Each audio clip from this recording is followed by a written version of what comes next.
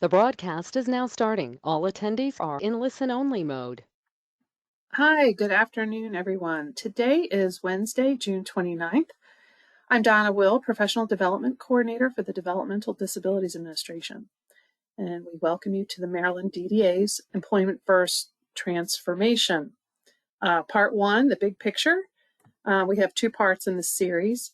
Today it is the big picture. So today's guest speaker is Stacy Jones, and she is with the Institute for Community Inclusion at the University of Massachusetts at Boston. Before we begin, I'd like to go over a few things about the webinar.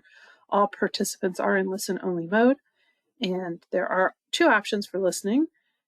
That's by computer and phone, and if you have trouble hearing, you can try switching by clicking on the appropriate button on the audio section of the webinar panel. We have one handout for the webinar, and you can find it in the handout section. We are recording this webinar, and we will put it on YouTube and the DDA website. And we will take questions at the end if we have time. And I guess now I'd like to introduce Stacy Jones. Hi, Stacy. How are you? Hi. Thank you, Donna. Good afternoon, everybody. As Donna said, my name is Stacy Jones, and although I am joining you today as an associate with Institute for Community Inclusion at UMass Boston, I live and work in Maryland, and I, of course, am a longtime friend and former staff with DDA, so I'm really happy to be with you today. As Donna said, this is part one of a two-part webinar series that's focused on DDA's Employment First transformation. And this two-part series is made possible through DDA's partnership with the State Employment Leadership Network, which I'll talk more about in a second, and the Institute for Community Inclusion. I'll talk more about SELN in a few slides. So the visual that you all see today is just to kind of frame what today's discussion will be about. And it's really to provide a high-level overview of state and national systems redesign efforts that are related to the Employment First initiative. So today I will touch on how those redesign efforts have influenced and supported a bigger shift in how employment and day services are provided, not just in Maryland, but certainly across the country, to a model that's much more focused on person-centered outcomes and specific to employment, the outcome of people working in competitive and integrated jobs. So today's webinar will be the shorter of the two. We had originally kind of put all of this information into one webinar, and we really thought through and decided it was best to split these up into two parts. So we saw this first webinar as really laying the groundwork and building a foundation, providing some context for part two. That second webinar is scheduled for July 14th, and I believe I'm accurate in saying that if you are registered and you're here now, that you've already registered for the second part, so you'll be good to go. That session will be focused more specifically and in more detail about service provider transformation and alignment. And joining me for that webinar will be Lori Sedleski. She is the CEO of Ardmore Enterprises, and that is a service provider that operates out of the DDA Southern region. I'll be facilitating a discussion as she shares some takeaways and lessons learned from Ardmore's current transformation efforts related to Employment First, and reflections after Ardmore's time receiving technical assistance from ICI back in 2021 into 2020, or from 2020 into 2021. I also worked at Ardmore during that time period, so it will be a great conversation, and we hope that you will join for that too, as we see all of this information is kind of going together. So keeping part two in mind, one of the questions that we're going to be asking at the end of today's webinar is what specific areas related to provider transformation would you most like us to touch on during part two? So if something comes to mind today, jot that down. We'll prompt you towards the end to share that. We'll be collecting that information. Now, we may not be able to touch on every aspect in depth, but we will certainly make sure that DDA has those questions as they consider any other future resources.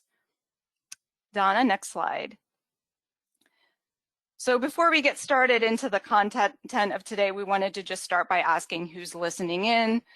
So Donna's going to help pull up a poll. You'll be able to answer what your role is.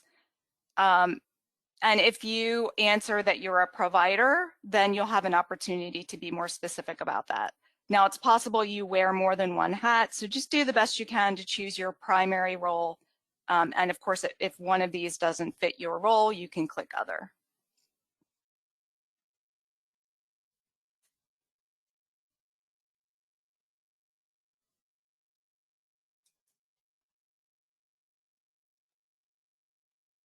It looks like most have voted. We'll keep it open for a few more seconds and then we're going to close it. Great. Okay. All right, we're going to close it. And Donna, can you read what those results are? Yes, and we'll share them. Oh, perfect. Okay. So it looks like 1% is a person in service, 8% are family, 19% are the CCS, 45% providers, 27% other. Thank you. And the second part of that is if you are working for a provider, we wanted to have you select. So if you're not with a provider, you don't need to answer this. But if you are, which one of these most closely aligns with your role at that organization? And again, you might do multiple things. Just choose one that you think most aligns, whether you're an employment staff, rehabilitation staff, mid-level manager, senior leadership, or other.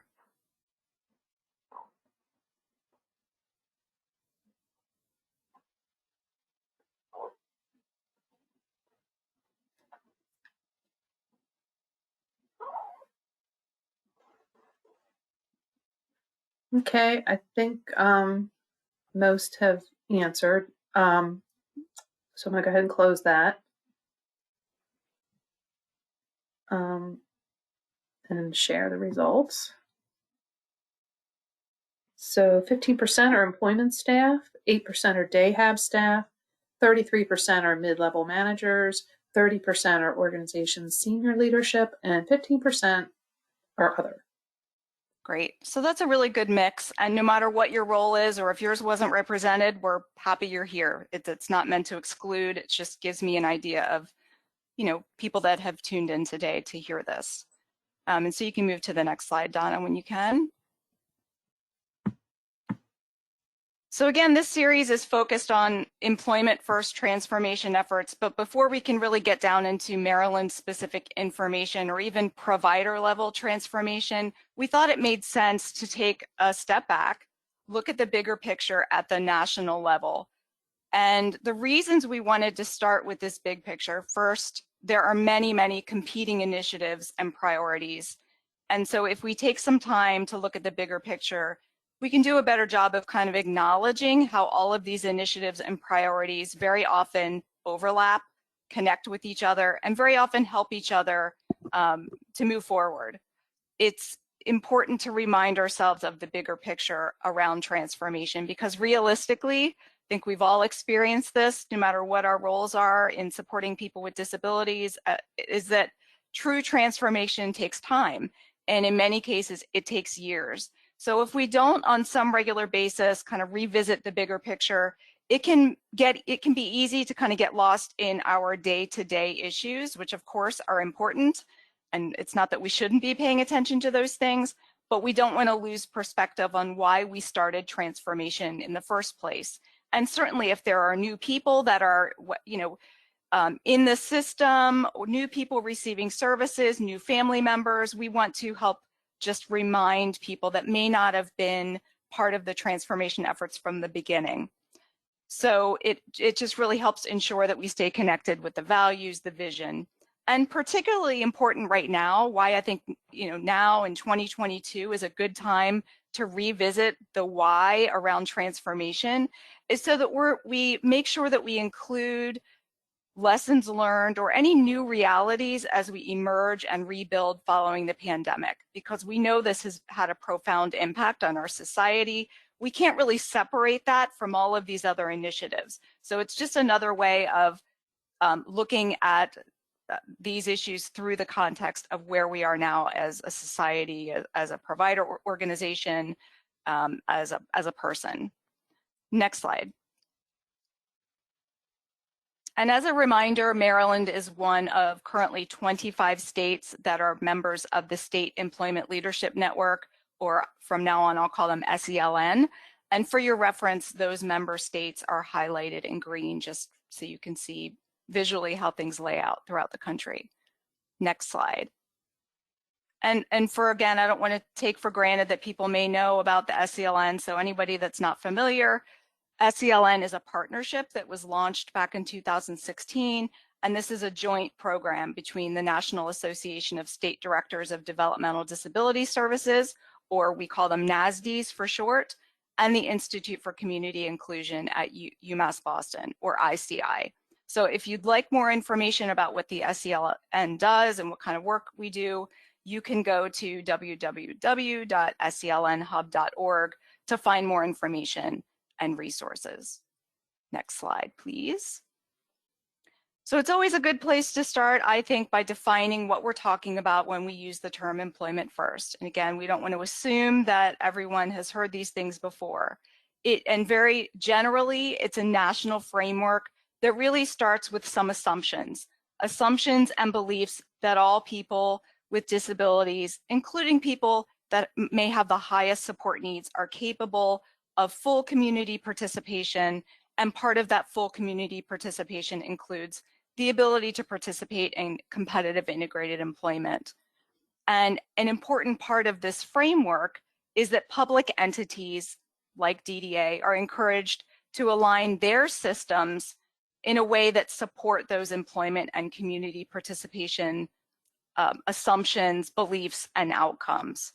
So there are a few important pieces of legislation or guidance that also kind of support this framework, and I'm going to reference just a few of those today. Next slide. And the first legislation that was passed back in 2014 called the Workforce Innovation and Opportunity Act. Many of you have probably heard of it. It's also known as WIOA. And we won't spend a ton of time kind of getting into all the details of this legislation, but some key takeaways that I think, help bolster this employment first framework. It's really designed to strengthen the coordination efforts and the planning and the outcomes between state agencies that are focused on workforce development for people with disabilities, including being able to share certain data and to have certain commonalities. So WIOA also limits the use of subminimum wage, and of course Maryland already phased out the use of subminimum wage back in 2020. WIOA also focuses on the outcome of competitive integrated employment for youth and adults with disabilities. And it defines what competitive integrated employment looks like. And in short, it basically is a job that's paid at competitive wages, it occurs in an integrated location, and it employs people with disabilities and that have the same opportunity for advancement and benefits as other people that have similar job descriptions. Next slide, please. Another piece of this national framework that I want to mention is the Olmstead decision. And the Olmstead refers to a 1999 Supreme Court ruling, and some important things that came out of this ruling are that the court said that people with disabilities cannot be unjustly segregated. So this was really a close look at the types of environments that people were being supported and the quality of those environments. And this definitely includes day and employment service settings. And it outlined requirements that people with disabilities be supported in the most integrated settings possible, and that those settings should allow people with disabilities to interact with people without disabilities to the fullest extent possible. And again, that includes opportunities to explore the world of work, explore what kind of work people would like to be doing, and have meaningful opportunities to engage in that work. Next slide. And then finally, the other final kind of national perspective piece that I wanted to mention, again, I'm sure most of you at this point have probably heard this, but it's worth mentioning. Medicare, the Centers for Medicare and Medicaid, or CMS, passed what's known as the Community Settings Rule. I'm just going to point out the highlights. Again, this is just a high-level overview, but this rule was first published back in 2014, and in part, what the Community Settings Rule requires is that by March of 2023, which is now less than a year from now, all home and community-based services should be integrated in and support full access to a person's greater community, whatever that looks like for them. This means having meaningful opportunities to seek work in competitive jobs that are located in integrated settings. This means engagement in community life to the same degree as other people have the opportunity to engage in. The ability of people with disabilities to be able to control their personal resources and make choices about their lives, and for people to receive services in the community to the same extent as people who are not receiving home and community-based services.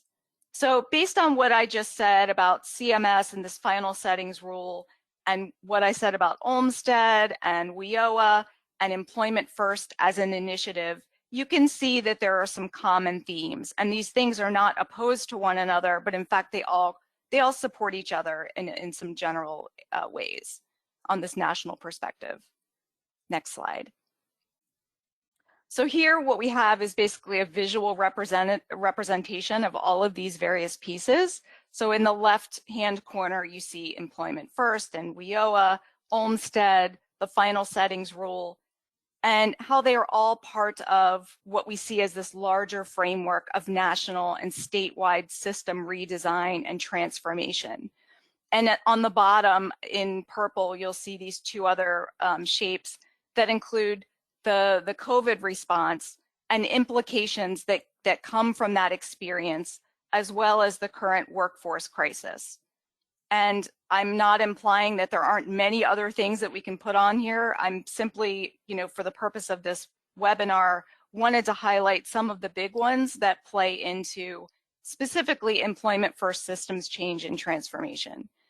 So we have to think of these as now being part of a larger system redesign effort.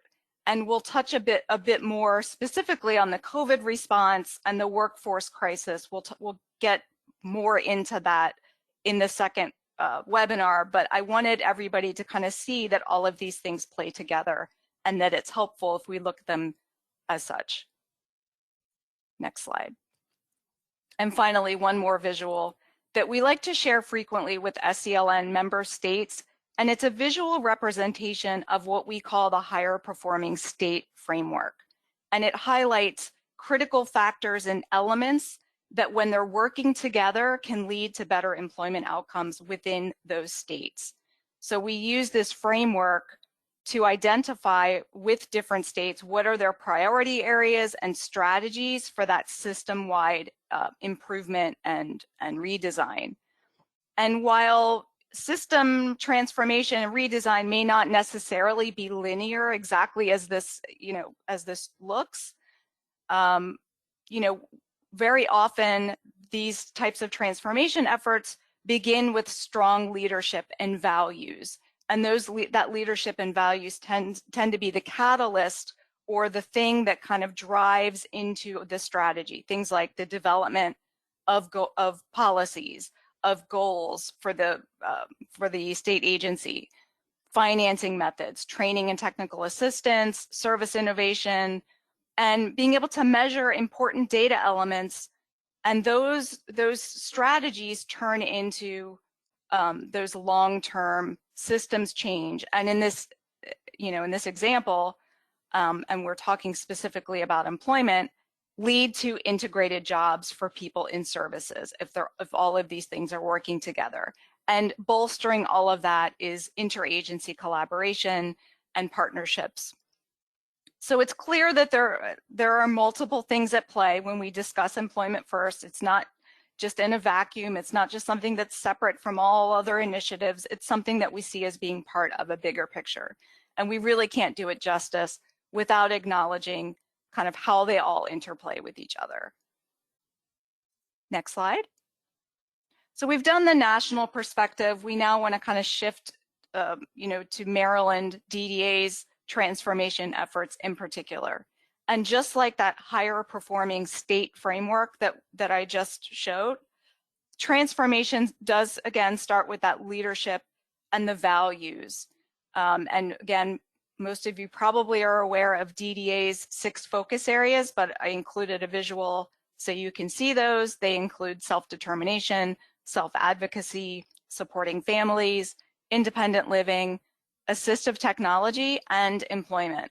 And while I will acknowledge, as I just said, that these may touch each other in many, many ways, today in particular, we're focused on employment and DDA's vision that people are fully participating members of their community, including the opportunity to work in real jobs. So that's the focus area. Next slide.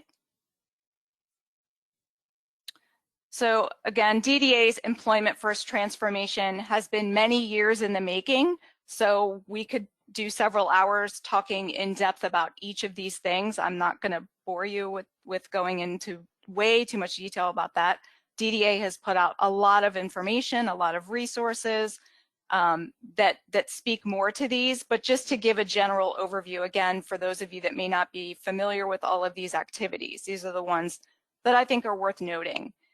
DDA, along with the Maryland Department of Disabilities and the Employment First State Leadership Team, back in 2016, developed an Employment First strategic plan.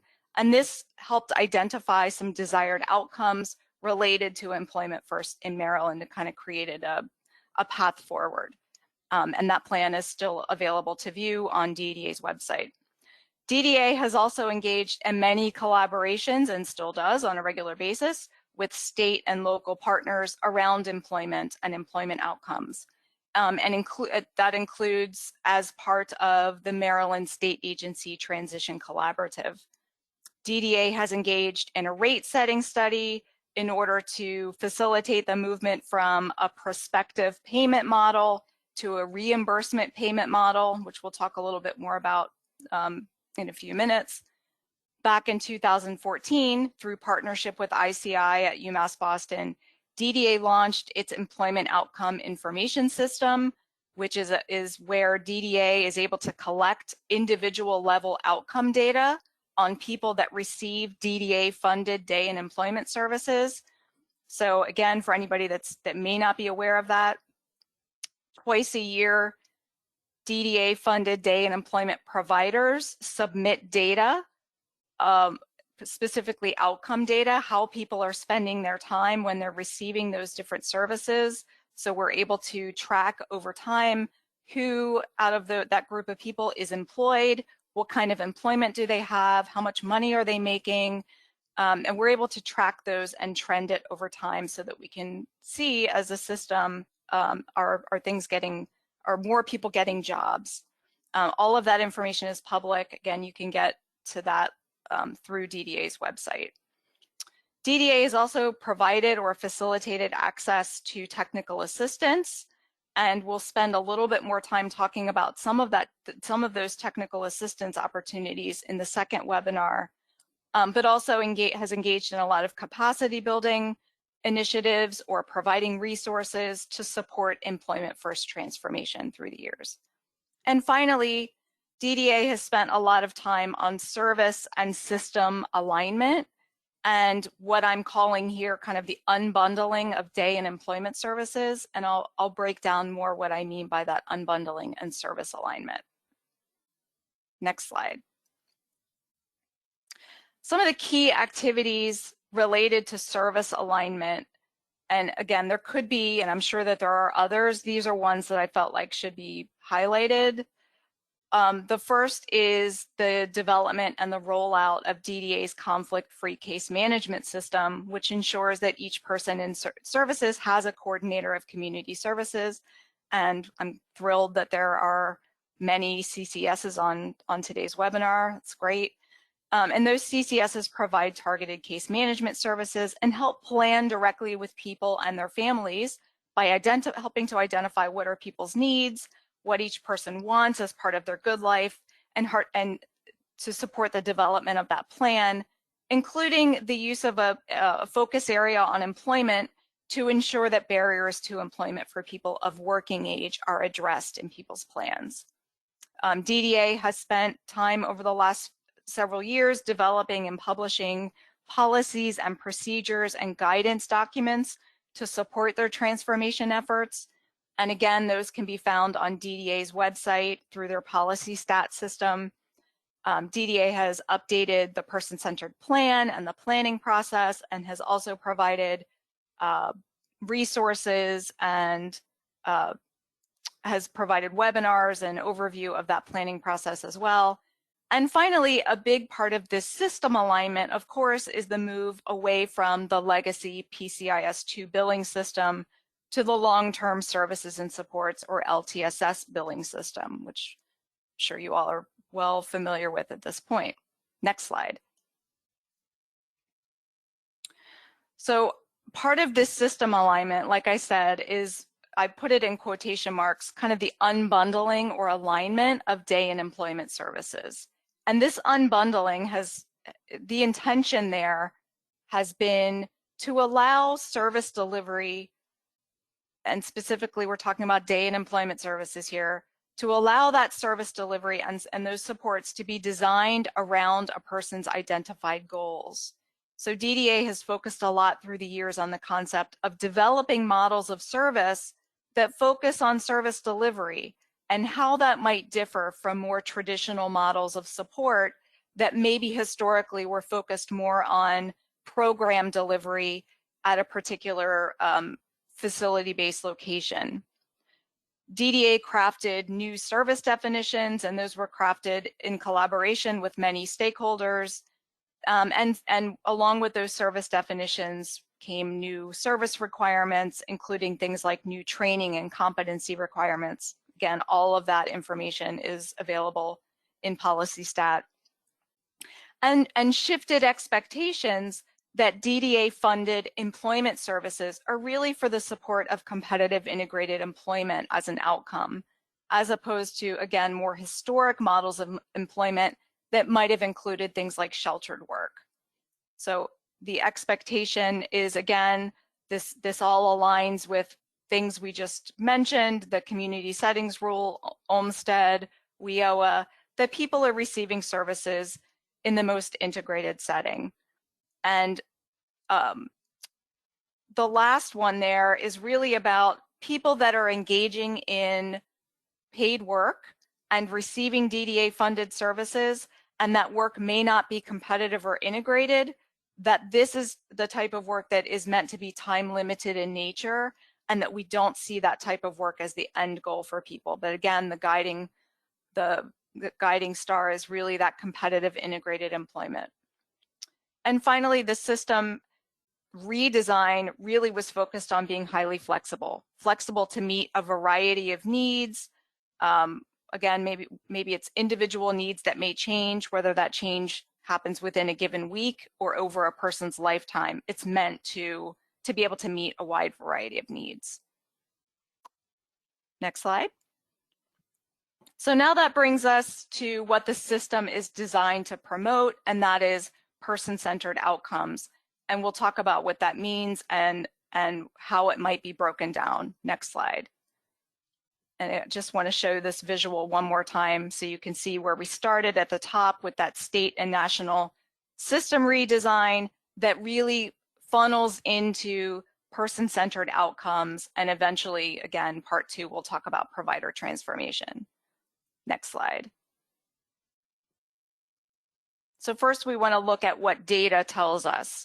The information you see now, and this is data that you may have seen before because it has certainly been shared in various ways, but the information you see is data that has been collected via the National Core Indicators, and this data is from 2018. There is more up-to-date data, but this is the most recent data that I had available. On the left, we see of people surveyed, and this would be adults supported by state IDD agencies across the country, that 79, almost 80% of people surveyed do not have paid employment. And I don't think we're surprised by that. We know that people with disabilities typically are not employed at the same rate as people without. So that may not be a surprising number to you. Now we shift to the middle. Out of those 79%, 46.7% reported that they do want a job. And out of that number, 60% do not have community employment as a goal in their individual support plans or their person-centered plans. So at face value, this data tells us that there is maybe a disconnect between what people may want in their lives or what they want to see as far as outcomes and what they'd like to accomplish, and maybe what is noted in their plans and what services they're receiving. So it's just a reminder to be looking at these types of data to help inform us about what would we expect to see, what should we expect to see in people's plans, and what we would expect to see by way of work towards those outcomes. Next slide. And for years, we've been focused collectively on shifting service delivery away from models that may have unintentionally separated people with disabilities from their families and from their greater communities. Again, it wasn't an intentional decision, but that's often how we kind of saw things evolve over time. But instead, the goal is to create systems that provide services that are fully integrated and within the greater context of a person's family and their chosen community. So this is probably a visual that you've seen as well. Next slide. So a few slides back, I mentioned this shift from a legacy service model, and this type of model of support is not unique to Maryland. This is the way that we've seen systems set up all across the United States. And these legacy systems have a lot of similar themes. One of them is that traditionally, services have often been split up into kind of two buckets, one for day services and one for employment services. And in Maryland, that's how things played out for many years. And these services in Maryland have been paid based on a daily rate. So providers would be paid for a day of service if a person received a minimum number of hours of support in that given day.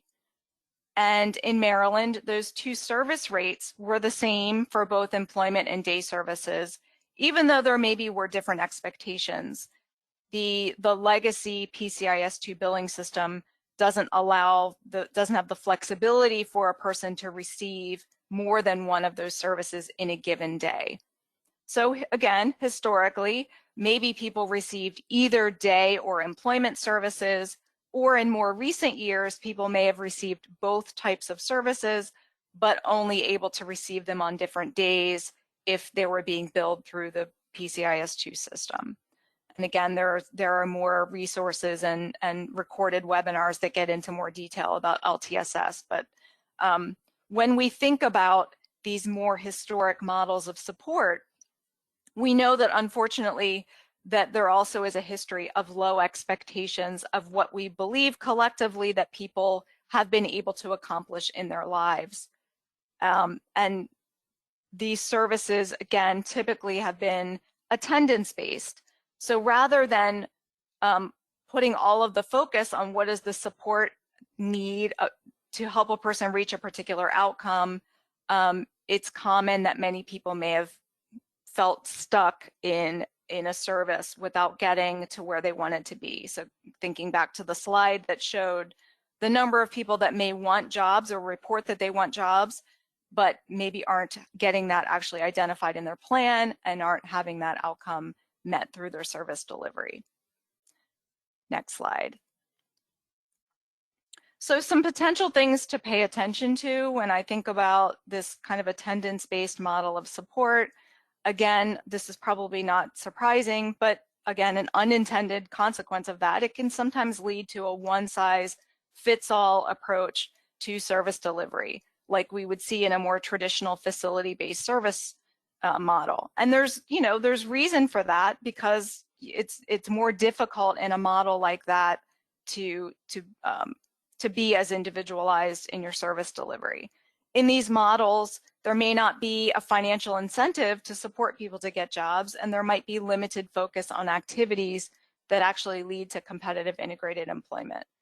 And over time, we tended to see the creation of disability-specific environments and the creation of things like group employment models of support. So again, this is just kind of giving the historical context of why this transformation effort was so critical, both at the national level and the state level. Next slide. So again, thinking about attendance-based models of support, there is potential to have an over-reliance on the use of a provider-owned building as opposed to the types of services provided while the person is receiving the service. There could be an over-reliance on the part of service providers for only one funding source as opposed to diversifying funding sources or having multiple funding sources. And we'll talk a little bit more about that again when we dig deeper into provider transformation. We know that historically, if a person with a disability needed or wanted something outside of that more traditional day program model, it's possible that the person may have been seen as, you know, we just can't provide that support here. Maybe they were seen as difficult because they didn't kind of fit into that structure. And you know, a big part of that, thinking again, historically, direct support professionals have had more of a caregiver role. And we know that over the last few decades, we've seen these roles shifting and evolving. One important reason for that is that people with disabilities now, certainly we would hope, have more control over their own lives.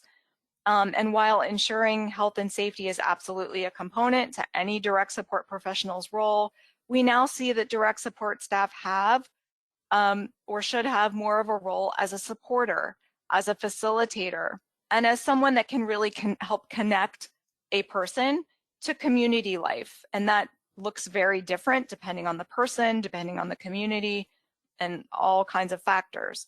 But, you know, instead of making a decision for a person, a DSP is really helping to support a person in making their own informed choices and supporting what that looks like.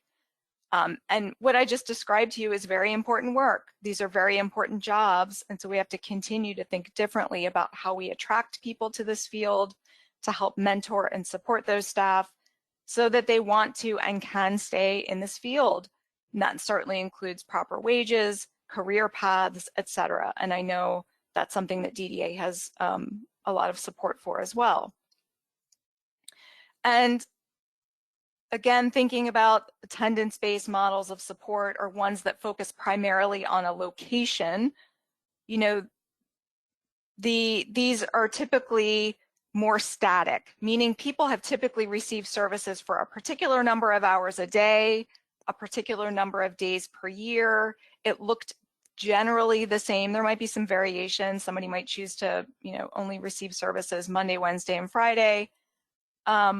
But because of the static nature of those models, it means that often providers have less flexibility built in and are not able to be as agile to meet changing needs.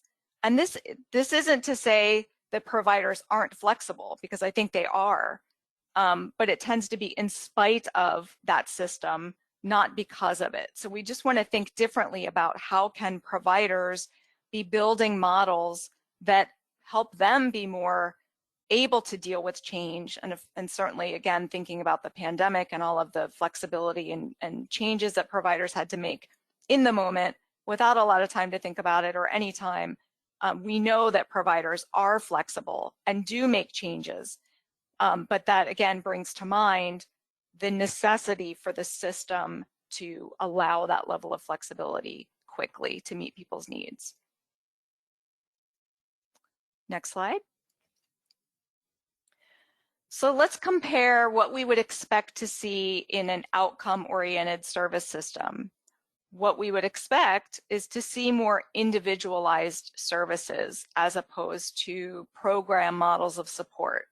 And there would be the ability to access multiple services and the flexibility to change those to meet needs. Again, whether that's because the person that we're supporting has a lot of changing needs, you know, in the same week. You know, maybe the person works and needs some supports to maintain their employment, but also has non-work support needs related to community membership, and that might not look the same week to week. So we know there's that type of change, but also there's change over just the natural course of everyone's life. You know, the services for somebody that's 21, we would expect to look a little differently than they do for somebody that's 80. And the fact that often they look very similar shows us that perhaps the system hasn't always been as flexible as we think it should be. So all of that, and also we want to acknowledge that ideally paid services are one part of a person's support system. Again, this is referenced a few slides back, but people are living their lives within the context of their family and their communities. And this outcome-oriented system, again, is one that we would expect is supporting the achievement of a desired outcome, like employment, and that we're supporting it today. We're not saying employment down the road. We're not, you know, it's not taking people 30 years to explore and for us to find what might be a good job match for them. Because we know that the reality is for many people that sometimes down the road hasn't always come. So all of these things that I just said require a system that is different and needs to be able to support all these different aspects. Next slide. DDA has provided a lot of information and resources related to their service alignment. So again, this is just going to be a brief overview. I'm not going to do a deep dive, but generally, back in 2018, DDA updated their day and employment service definitions, service expectations, again, training requirements, and the rates associated with those individual services, and created a menu of services that they now call meaningful day services. And some things to note about DDA's meaningful day services. Again, this kind of frames what we've already covered. Employment services are designed to support competitive integrated employment. Day services have a focus on community inclusion and individualized schedules and community participation. Services that include work that is not competitive or not integrated is considered to be pre-vocational in nature and is designed to be time limited, again, as opposed to seeing that employment as being the long-term goal. And there is a shift from that daily rate structure to one that has various funding structures. It was designed to be flexible and person-centered. Next slide. So the last kind of key part of this alignment, again, is the shift from the legacy billing system, PCIS2, into billing in LTSS. So this just shows the full menu of services on the right-hand side. Once a provider is able to complete their billing in that system. And some key changes, again, these are probably not new to anybody, but include supported employment and employment discovery and customization phasing out, and the menu of employment services are fully phased in. And community development services and day habilitation include different group size options that each include a different reimbursement rate. Again, designed to meet the needs of a variety of support needs and people. Next slide. And again, there are resources that DDA has provided related to each of these services. I'm simply listing them here to show that the unbundling of supported employment means there is now a menu of employment services, each with their own expectations and outcomes, provider requirements, and those services include discovery, job development, self-employment development supports, follow-along job supports, and ongoing job supports. And again, if you want to review in depth each of these services and review the policies and procedures, all of that information is available. If you go to DDA's homepage, you can see at the very top of the screen, policy stat, and you can reference all of that information. Next slide. And again, just like employment was unbundled, we also have some unbundling of day services. So the inclusion of different group sizes with different rates, which is new in the LTSS system. Next slide.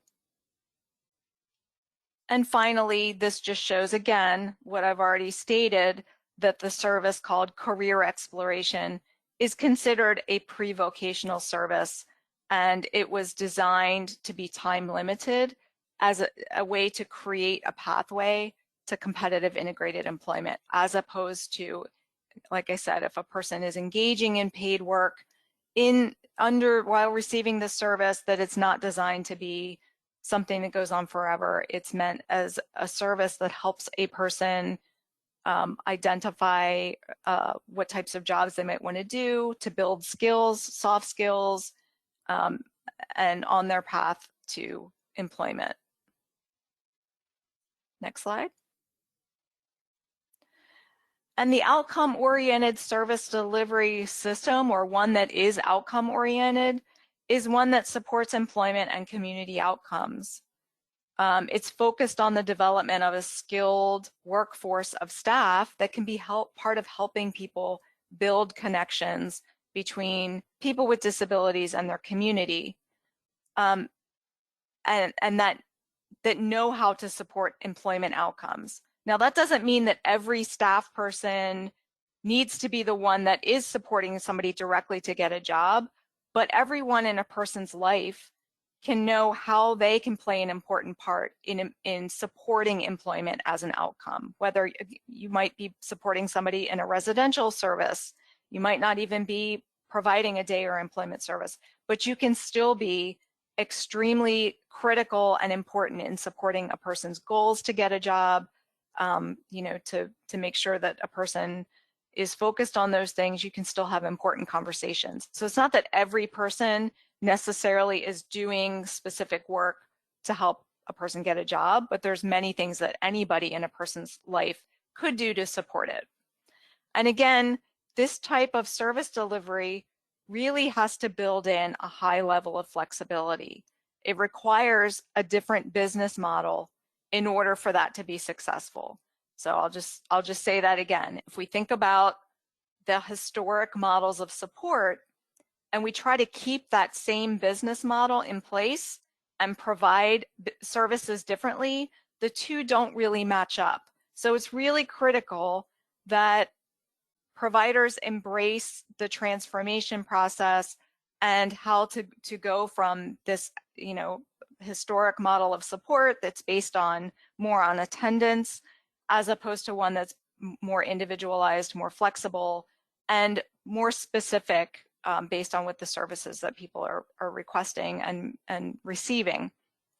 Again, none of that is probably completely new to everybody listening, but we wanted to spend some time creating this kind of context before we head in to talk about the next series, which I'll talk about again. Next slide. So again, when we come back in July 14th, we're going to do a deeper dive on what are the elements that you would expect to see and what are the practices of providers that successfully transform their organizations from more facility-based to those that support competitive integrated employment outcomes. So I'm going to be providing some overview of some of the elements that you would tend to see, and these elements are based on research that was done by ICI. And joining me again, as I mentioned, will be Lori Sedleski.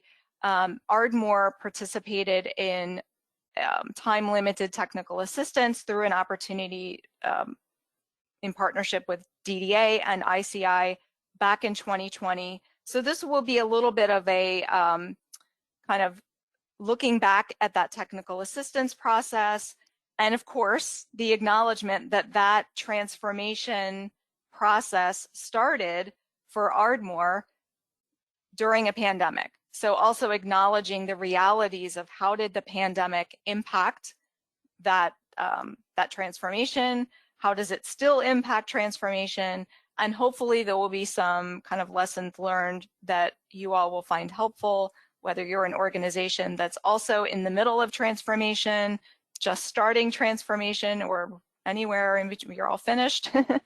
Wherever you are in the process, we hope that there will be some takeaways. Next slide. So having said that, like I mentioned at the beginning when I first started, we want you to be able to take some time today and let us know thinking about webinar number 2 and related to provider transformation and service redesign, let us know what element you would most want to be addressed in webinar 2 related to that. And we will do our, we may not be able to touch on absolutely everything, but we'll do our best to kind of weave in some of those elements, especially if there's some common themes. So if you go to your control panel under questions, you can type those in there and we will make sure to review those as we prepare for the webinar in June, in July. And I'm going to, while you guys are doing that, if you can bear with me 1 second, I'm going to see if there are questions for our time together right now. Stacy, if you want, I can read them. Sure. Okay. Do we see positive changes in percent of people who have plans with employment goals as a percent of those who have an interest in employment? I'm sorry, can you reread the question, Donna? Yeah, sure. Do we see positive changes in percentage of people who have plans with employment goals as a percentage of those who have an interest in employment? Like I said, the data that I shared in 2018 is the last that I see, but I will check to see what the most recent data is from NCI to see if that more closely aligns. If I understand your question correctly, you're speaking to the statistics that talk about people want jobs, but it's not in their plan. But I don't know specifically if I can point to, in Maryland, number of people that have employment as noted in their plans and whether that leads to job outcomes. Although I would argue it would make sense that if it's not in somebody's plan, it's less likely to happen. That would be the more concerning part of it.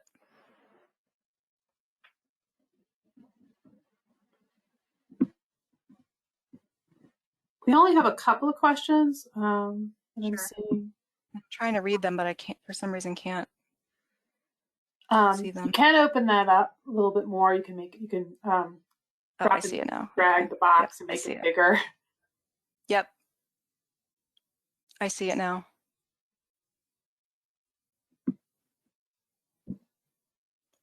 So let me answer Alan's question. Let me read it out loud here. You referenced soft skills several times. Are there any published studies and data that support spending time and funding on soft skills as a prerequisite to pursuing competitive integrated employment? Certainly not a prerequisite for customized employment when done with competency and fidelity. Absolutely, I agree 100% with what you said, Alan. There is no evidence that I'm aware of that says that the best way or the way to help a person with a disability to get a job is to go through a prevocational process.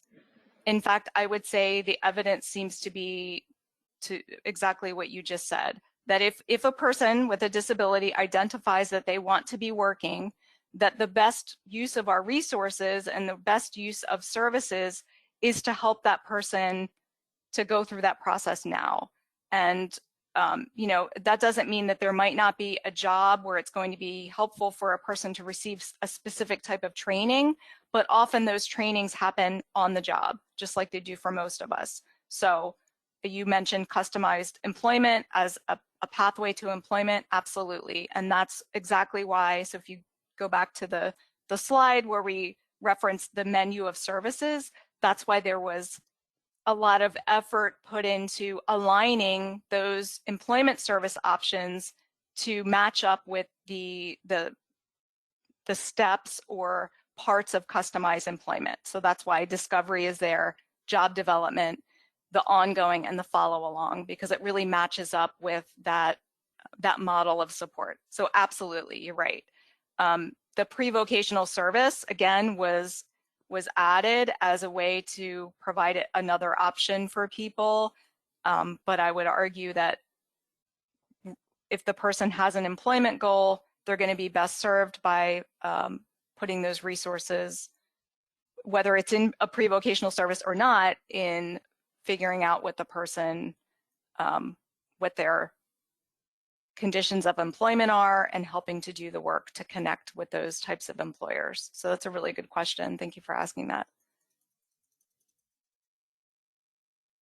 Okay, I see a question for next time about training requirements. Somebody asked, oh, Alan has another question. Comment on cultural barriers based on label, diagnosis, and stigma leading to low expectations. So I think just generically, just responding to that, I think, again, historically, people with the most significant disabilities, there's just been a societal low expectation, and it's just something that people haven't always questioned until recent decades. So I think, again, seeing that all of our jobs are to help to change that expectation, and part of it is, again, supporting a path to employment for people with even the most significant support needs, is one way to do that. So I will certainly think of ways that we can touch on that, Alan, more in next month's webinar. That's a great perspective too. Another question, for individuals with behavior issues or mental health issues, is the system flexible for resulting changes in daily routine in regard to status of being included and payment to support provider? I think I understand what you're saying there, Betty. I think generally you're asking about the ability of the system to shift when people have various mental health crises or their status might change for various reasons. So we can try to build in a scenario that touches on that for sure. Okay, so I think we'll make sure to save these so that as we're referencing or as we're preparing for next month's webinar, that we try to build in touch points related to those. I also wanted to, my apologies that I neglected to put my contact information on this slide, so I'm going to also put it in the chat if anybody thinks of anything that they'd like to, after you get off this webinar, you think of something, feel free to email me. I'll do that right now. We can also put your contact information in the follow-up email that goes out to everyone that participated and those that registered. Thanks, Donna. We'll definitely do that. Okay, well, we're 2 minutes before 2. That was good timing. Again, I want to thank everybody for taking time to listen in today. We're really excited about part 2. It'll be definitely more conversational, a lot more interactive. So please join us for that. And with that, we'll see you in a month. Thank you, everyone. We're going to end the webinar. Thank you.